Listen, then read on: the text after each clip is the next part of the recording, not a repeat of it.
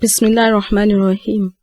Now that you have known the sounds that 6 of the short vowels give each of the alphabet, I shall explain to you in this session how the sounds come together to form words. But you have to know this first, that a word is formed from sounds that are made from alphabets that are already joined. The Arabic alphabets appear in different forms when joined to form words. So I shall explain each of the alphabets one after the other. The first alphabet I shall be explaining is the Hamza. Hamza, when written on Alif like this, is called Alif-Hamza. But sometimes, Hamza is not written on Alif. There are times that Hamza is written alone, while there are other times that Hamza is written on Waw or Ya. Hamza does not change its forms in words when written alone and when written on Waw. But there is a little change in Alif-Hamza when used in words, and this is what I shall explain now.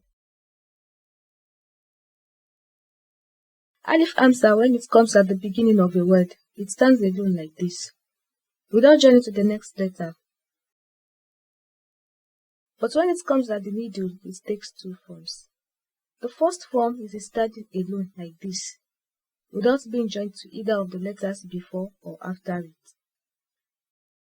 And the second form is that it could be joined to the letter before it like this. So this depends on the letter before it. And this stroke is the stroke that joins the Alif-Hamza with the letter before it. And lastly, when Alif-Hamza comes at the end of a word, it also stands alone like this. So the three forms I have explained are Alif-Hamza at the beginning of a word. These two are the forms of Alif-Hamza at the middle of a word. And this is Alif-Hamza when it comes at the end of a word. So this is the explanation on the writing of Alif-Hamza when joined with other letters in a word. In the next lecture, inshallah, I shall explain that of Harf al-Ba. Walhamdulillahi Rabbil Alameen.